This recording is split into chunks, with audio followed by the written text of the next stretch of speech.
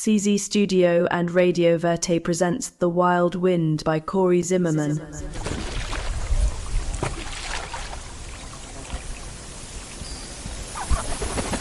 Chapter 10.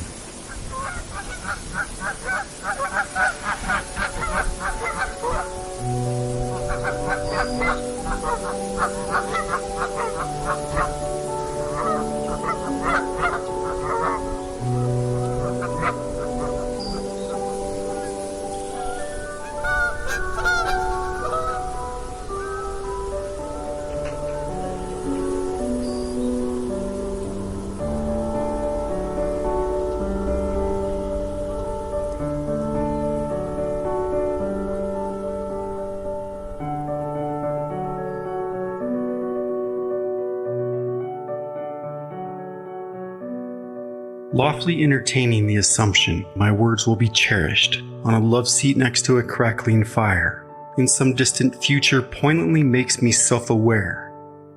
I am anchored in the past.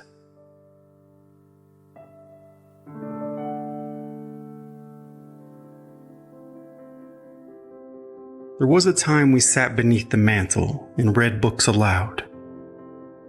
For in my youth there was no radio nor television, nor did the old farmhouse have a furnace. Yet it is likely that in time, each home may be warmed by its own nuclear reactor.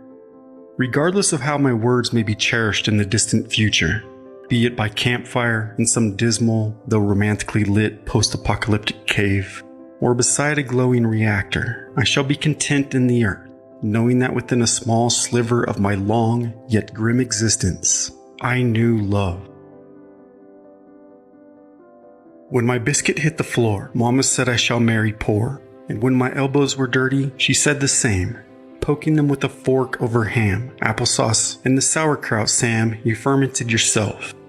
But Mama never spoke of the wealth of love. When I walked 12 steps on the railroad tracks, I reassured myself how rich my heart shall be. Yet when I threw the peel of an apple over my right shoulder to see my husband's face in the mirror behind me, all I saw was lightning on the western front, as a rumble shook the floorboards beneath my feet. Some days it rains worms, someone once said. But when the day finally arrived, the day my heart rose with the sun, let me just say, old Newton rolled over in his grave. It blasted off into space like a rocket, for parts unknown. Well past the moon, for the stars, where the earth became a mere pebble, well beyond the Milky Way, to the edge of the universe itself, for the vast bliss of nothingness, the unimaginable silence encircling the beat, warm life force of an ever-expanding universe within a sun, within a heart, within a soul, within a world, within a word, love. A heart never to return to my virgin youth. I plummeted for bright blue in the vastness of it all. As his hazel eyes looked down upon me with a crooked smile, cowboy boots having kicked up dust when he ran over to lift me from the ground. I felt his firm yet gentle grip upon my hand, asking me, "You okay, ma'am?" Embarrassed, I answered, "Why, yes, I am, thank you. I have no idea what got into him. He's never bucked me like that before. Spooked by the thunder is all." Just as the sky opened up and a torrential rain fell upon us like love. "Hurry now," he said, pulling me by the hand toward the barn. And as I looked back, "Don't worry, I'll fetch your horse," he assured me. "Rowan Beauty," I said as he lowered one brow. "You can call me Richie," he said with that crooked smile. "No, that's his name, my horse, Rowan Beauty," covering my grin with my hand. "Thank you, Richie," but the wind swept away my words as he ran off into the storm. I stood motionless, wondering, as my hopes and fears braided into one. Is falling in love the end of all things? "Sam, I worried you might be offended, as I was not eating your glazed ham, nor the maple syrup drizzled sweet potatoes, as I pretended to have a bellyache, yet slipped into my best dress. I never got made up for no one, yet here I was, all made up, watching the sun take its sweet time approaching the horizon. Sam, you knew what I was up to, but politely ignored me as I snuck out the back door. You see, I knew better than to use the window, as it might crack from corner to corner, a bad omen to say the least.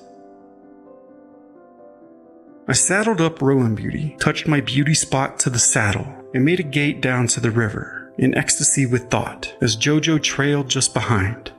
I had agreed to meet Richie down by the bank, by an old fallen cottonwood. Illuminated by the moonlight, it was otherworldly and slightly orgasmic, as our horses strolled side by side in perfect rhythm upon the autumn carpet of leaves well past midnight. We met the following night again, and we talked about all sorts of things, but I continually strayed away from talk of the hilltop. We mostly talked about our dreams between moments of awkward silence, occasionally giving a shy glance into one another's eye, myself hollering for Jojo, who surely had picked up on the scent of some skunk nearby. Richie took quick to Jojo, and I knew he was meant to be. As everyone knows, a boy fond of a dog makes a good husband. I was 16, Richie 2 years my senior, and each night we found it more difficult to part ways, our fingers unwilling to unclench one another's as we walked beside the river, its reflection and inviting path always at our feet. Our pelvic bones stirring closer and closer together as we stood beside the current, even as our river of words ran dry from time to time. We stayed out an hour or two later each night, before trotting home our separate ways, our hearts torn in two. Mama and Pa didn't give a damn, and only you, Sam, caught me sneaking back in the same door I had left. But seeing you kept my secret to yourself, I wrote you a story, a tale I knew you could appreciate, as you were satisfied with whatever must be done for my story to be told. With Jojo stank to high heaven like a skunk under my bed, I sat beside the lamp on my desk and I scribbled away. I told my tale, filling out everything. Of the sky in his eyes, and what the sea must look like. Of his chiseled jaw, yet boyish rosy cheeks. Ignoring the old saying, a rosy-cheeked couple was lousy luck, as a blush had long become a permanent stain upon my freckled face. I wrote until the sky turned black to violet, and then to orange upon the horizon, which seemed to come earlier and earlier each morning, approaching harvest season. I worried about my beauty sleep, but felt terrible for Richie, as I knew he was in the fields working by dawn, with only a couple of hours sleep in him, dark rings under his eyes. In the night, I never saw darkness, nor heard a single complaint. All I heard was Richie's soft and gentle voice, and an occasional cry of a coyote, the hoot of an owl, and whispers of love I arranged in my mind, hardly ever speaking them aloud.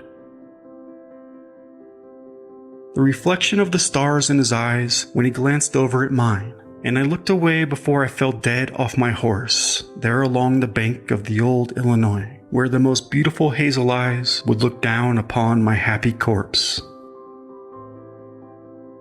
Strolling back upon the fallen tree, Richie hopped off his horse, a chestnut thoroughbred named Autumn, as orange as the leaves of that time of year, and I sat next to Richie on the old dead trunk, bleached white as a bone by the sun 40 yards long, yet glowing with life in the moonlight.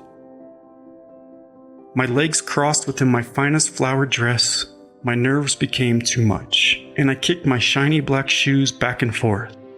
Richie put his hand upon mine to calm me, and like that, time stopped. And I still live in that tiny sliver between when he leaned over and placed his lips upon mine and when I did the most horrendous thing. I panicked and jumped backward, pulling Richie over with me. And we plummeted a good few feet to the ground, landing upon our backs, knocking the wind from our lungs. Richie leaned over to see if I was all right, and I opened my eyes, breathless. Although I could not manage to speak, I reached up and grabbed the back of his head of beautiful brunette hair and pulled his lips toward mine, and I kissed him deeply and purely. And I shut my eyes and I saw nothing but stars, not realizing how hard I had hit my head upon the ground.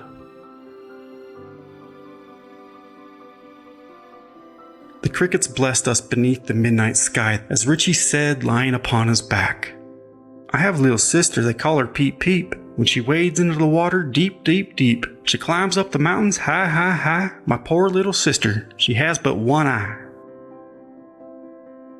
I giggled and then said, "You are just a tiny spark, hanging up there in the dark, like a cinder from the sun. When the day is done, all your sisters and cousins come a-crowding out by the dozens, just to see what makes you merry, jolly, jolly fairy. As the wink and blink and twinkle, all the sky looks like a sprinkle of white sugar on a cake, like that the fairies bake." Richie looked at me and I said, "My Grandpa Sam taught me that one."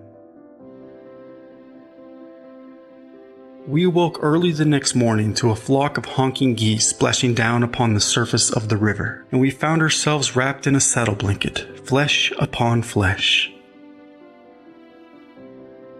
Richie cursed and jumped to his feet, saying, "My paw's gonna kill me," as he fell over in the tall grass trying to put his trousers on inside out.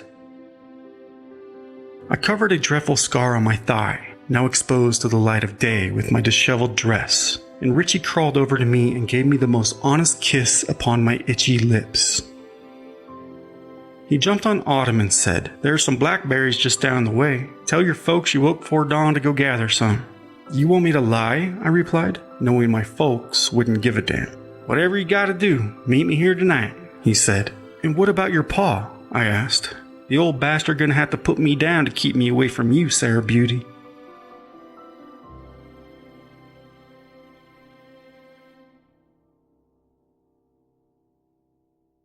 As Rowan Beauty and I strolled slowly along the bank of the river in the rising sun, making our way for the blackberry bush, my skirt got all caught up in the briar, and I knew Richie was still thinking of me. When we came across the berries, they were huge and ripe, and I brought home a dressful. And as I imagined, I found only you, Sam, in the kitchen, and I could sense you were concerned. But as far as I was concerned, I was no longer a girl, but a woman, and I brushed off all concern with the leaves from my dress. And I dumped the berries onto the tabletop with a yawn, asking, "Sam, will you please make a blackberry pie?" before collapsing to my bed. Some hours later, a cool breeze wafting the scent of a warm pie cooling on the ledge of my window woke me. A note upon my desk which read, "Any moment might be our last. Everything is more beautiful because we are doomed. You will never be lovelier than you are now. We will never be here again." I showed up that night with blue hands and nails, and mighty windswept with a blackberry pie in my lap. And little did we know, as we fed each other's hungry lips, as Richie's own blue-stained fingers touched my breasts, that the plague of locusts was soon to arrive. A W upon their backs. The W of war. And soon Richie would show off how handsome he looked in uniform. We managed to find an abandoned barn, and with a few branches and a box of matches and a few scratchy horse blankets, we spent the shortest winter of my life in the nude. I was so damned with love that the only thing sexier than his soft flesh and hard muscles under my fingertips was seeing his broad shoulders in that uniform. It is no myth, girls. With the same knee he placed upon the dusty ground at the rodeo that fateful day, Richie kneeled upon the wooden planks of the platform as we waited on the train and asked me, "Sarah Beauty, will you do me the honor to be my bride?" "Yes," I said quickly, covering my face with my hands, feeling quite faint. Richie then said in all seriousness, "Sarah, I need your hand." And he slid a horseshoe nail forged into a ring upon my finger. The deafening train whistle sounded, and Richie grabbed me by the waist and pulled me in, leaning me back with the most romantic kiss. And then he disappeared into the steam, leaving me alone. I found myself lost in a fog. The world spun around me. I heard Richie shout, "The bastard's gonna have to put me down to keep me away from you, Sarah Beauty," but saw no eyes.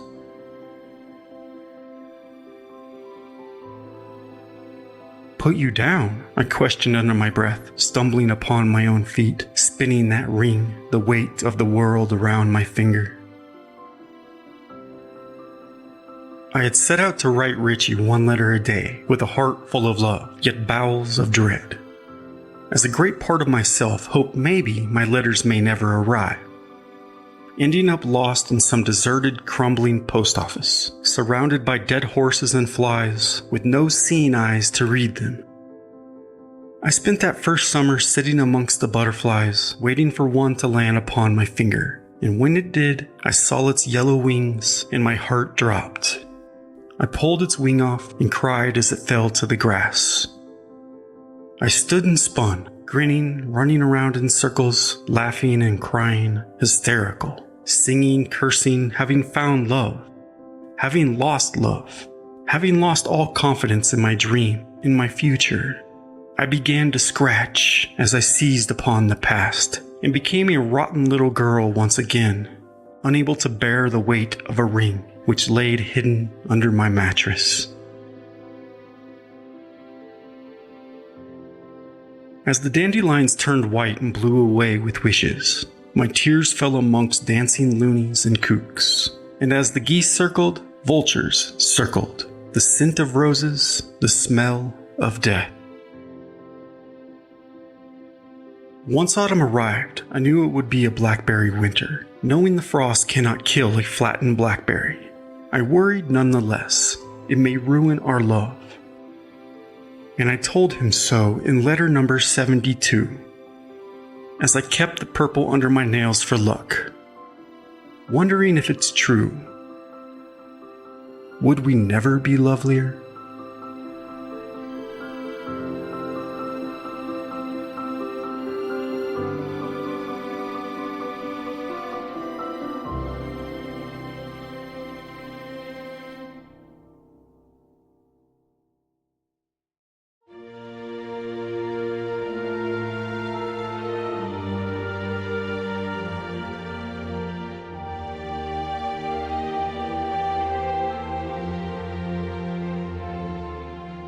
My dear Sarah Beauty, I can't understand anything about this world anymore. My heart done broke in fourths. First for being away from you, and then for the godforsaken reason or lack thereof.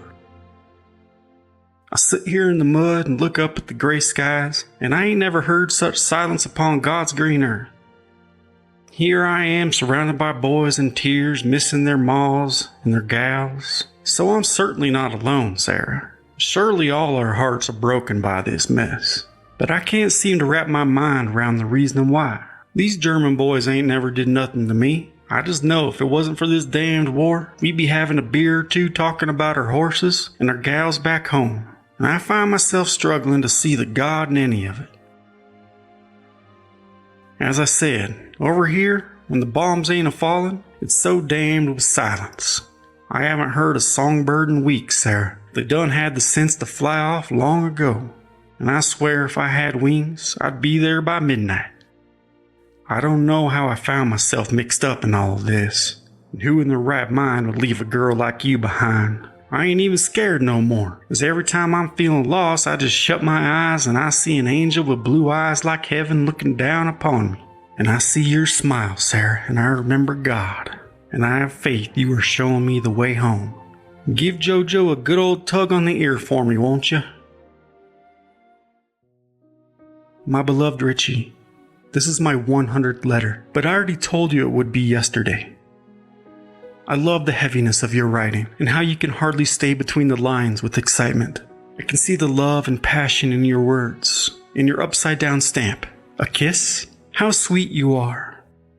After I sent off your letter, I took a walk down by the river. I passed our spot along the way and I sat for a spell upon the old tree trunk. I couldn't help but think of that night I fell to the ground and pulled you along with me. Oh my, I was so embarrassed. But what a magical night it was, Richie. I sat there listening to the songbirds. They brought a smile to my face as they always do.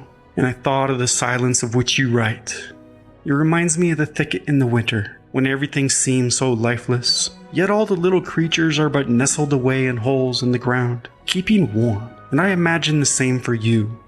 I'm so pleased spring has arrived. Having the sun upon my face helps with the heartache. These last few days have been so sunny. It's been wonderful walking barefoot, the dewy grass between my toes. But it rained today, and I've been keeping warm by the fire as I write you this letter. Some days are more difficult than others, of course. Please try to understand and forgive my letters that are so smeared in tears they're hardly legible. I wanted to tell you about my dream from last night before I go. I was riding Rowan Beauty across the prairie as the sun was rising, on my way to pick some spring flowers, and we came across a little stream and I hopped off Rowan so we could get a drink. I ate an apple and some strawberries I had brought along, and then a snake came slithering toward me. But I grabbed a rock and I killed it. I squished his head, and I woke up with so much hope. I knew everything would be okay.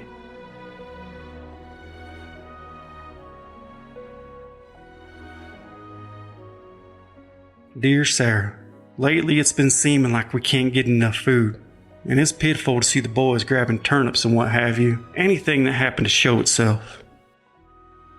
Once we reached the barracks today, I did receive about a dozen of your letters, about a half hour ago. I ain't had the time to sit down and read them all just yet.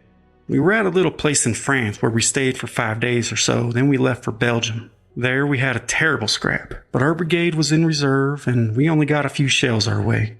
As of now, the only wounds me and the boys have endured are sore feet from marching.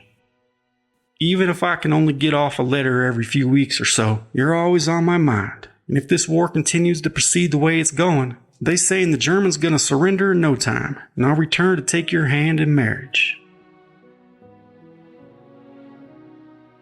Dear Richie, I can't stop daydreaming how beautiful it will be. It'll be perfect.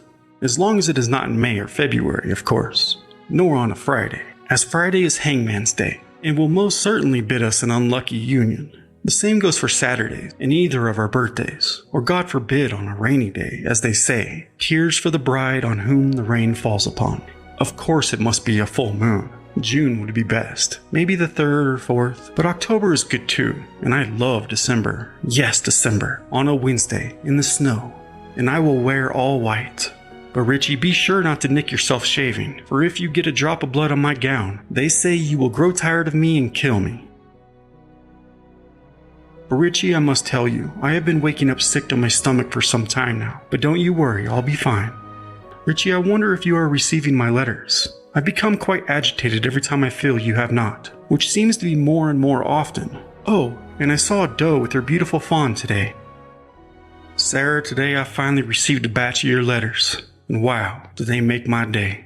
Last night we stayed in a building without a roof. There were 4 walls only. I was stuck beside this fella crying and shaking, and I hardly got any sleep at all. It was pitiful, really. I hate to say it, but I nudged him a few times. War can give you an edge like that, so please forgive me. We went into the trenches on Wednesday night, and a Sunday morning at dusk, artillery commenced bombing the German trenches. And after 20 minutes or so, we went over the top. My goodness, what a reception the Germans had in store for us. They simply swept the ground with machine gun fire and shrapnel, and my poor old buddy Calvin, he caught a hot one.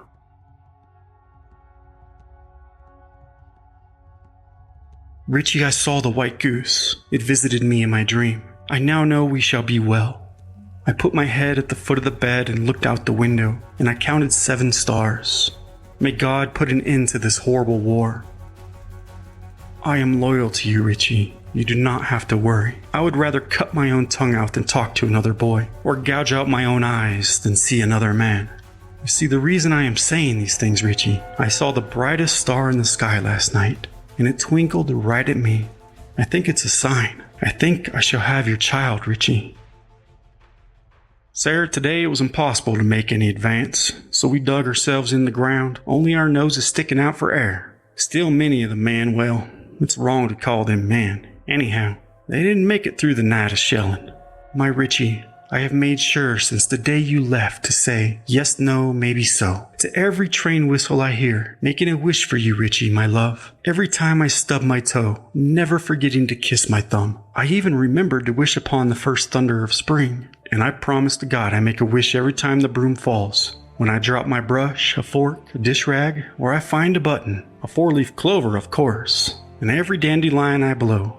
Every time the breeze turns up the hem of my dress or tangles my hair. And every time I find a hairpin, I always make sure to put it on a rusty nail in the barn. Every time I see a haystack, I wish. And I'm extra careful never to look at the same stack twice. And every time I see a wagon of hay, I say, load of hay, take my wish and go away. I wish for you, Richie, your safety, your health, and for your quick return. I wish for every white horse I spy, I spit on my left pinky finger. And for every horseshoe I hang upon a fence post, every wishbone I break in two, even when tying my shoes, or a spider drops before my face from its web. And every time I speak the same word as another, for every cardinal and blue jay that flies my way, or any bird circling overhead, and with every rabbit that crosses my path, I think of you, dear Richie, every time I eat the last piece of blueberry pie. I even made a wish for you today when I saw a man with a wooden leg, and I wish upon every cricket that chirps in the night. Richie, yesterday I asked you to send me all the numbers of the letters of those you have received so far. This one is number 145. Oh look, while I'm writing you, there's a flock of geese heading north. I hope no hunter shoots at them. It's that time of year, you know. Winter will be here before we know it.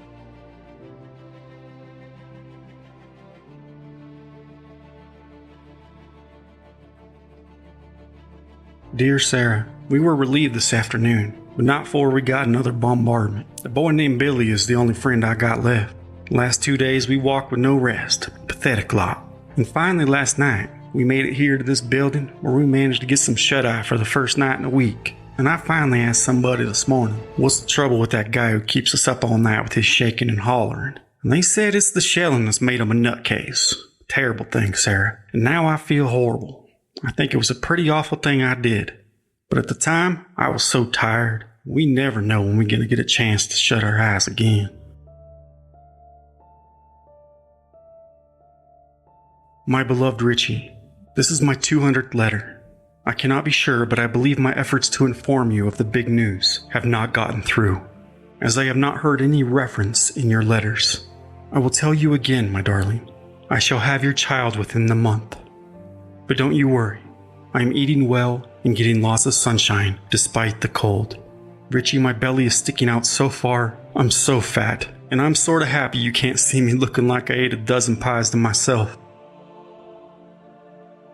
Sarah, seems like every time we go over the top, almost every time, somebody goes mad. Today I saw a man singing in a hail of gunfire under the old apple tree. He was blaring it out at the top of his lungs, and then he stood up and a few men hollered for him to get down. But he just stood there singing until a bullet went straight through his brains. Dear Richie, I know I should not speak of bad dreams. Still, I feel I must tell you. I was planting flowers when a windstorm came along, and it began to rain, and lightning struck, catching fire to the ground. I kept running and running through the smoke and ash until I found myself in a thicket, and I pulled up the saplings by the roots to get on. All these worms were falling from the roots. Oh, it was terrifying, Richie. And then to make matters worse, I ran right into a beehive, can you believe it? And I ran on until I came to a stream full of dead fish, running red with blood. But I jumped in anyway to get away from those bees, and I was washed away and thought I might drown. But I managed to grab a branch and pull myself toward the bank. But when I tried to climb out, I got stuck in the mud. And then it began to rain fish, and then toads. 4 days I laid there in the rain, frogs hopping about, fish rotting, and no one to hear my cries. Oh, I was starving. I decided to eat a toad, can you believe it? After I chewed him up and swallowed him, the pains on my stomach were as much. But when the mud dried, I finally made my way off the bank, but without my shoes. I walked barefooted and stubbed my toes, and eventually I came upon an old farm and a cow barn. I laid right there on the ground and let the milk pour into my mouth until I tasted blood, and I knew I cursed myself by eating that toad. I vomited to make things worse. And then I heard an angry holler, and when I glanced up, a filthy old man in the nude was running at me with an axe. And just as he swung, everything went red. I woke up flinging my hand above my head. It was no good at all, Richie. I am frightened for what it may foretell. By nightfall, I will put a horse halter on my headboard, a pair of shears under my pillow. I'm gonna throw some salt in the fire and leave my shoes at the foot of the bed facing east. I don't know, Richie. Maybe I've been biting my fingernails too much. My darling, please write as soon as you can.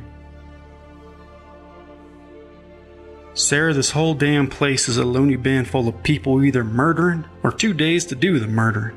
Laying on the ground staring into the sky, and when we do spot a V formation, just like the geese back home, though here they're made of shiny aluminum and drop bombs on us. And you know, after a bombardment, to be dazed, that's quite common actually. It's not out of cowardice or anything. Hell, I'm trembling right now as I write this letter, and I hope you can read my shaky words. Richie, last night I gave birth to a beautiful little boy. I named him Richard Jr. after you. Everything went well, the doctor took good care of me, so don't you worry. And the baby is in perfect health. Right now he is asleep upon my chest as I write this letter. Sorry if I stray from the lines a bit. I pray it gets through to you, my dear, and I know you will be the perfect pa. Sarah, some of the men, they've been out there on the line a long time now. They're all white in the face like spooks, empty eyes. Like their souls done gone home, left their body here to do the warring. And lately I've had a bad stomach. Dear Richie, you should see Junior. He is rolling about already, and every day he is looking more and more just like you. He sat up on his own yesterday. I must say, Richie, I am deeply worried by what I have read in your letters. I know you do not wish to scare me, and I love that you feel you can share everything with me. You are a strong man, Richie. You will make it through this. I wish to write more, but Junior woke and is crying for the tit.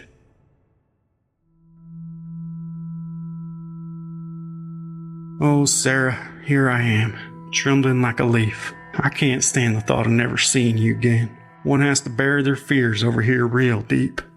And forgive me if I don't write often. It's just hell.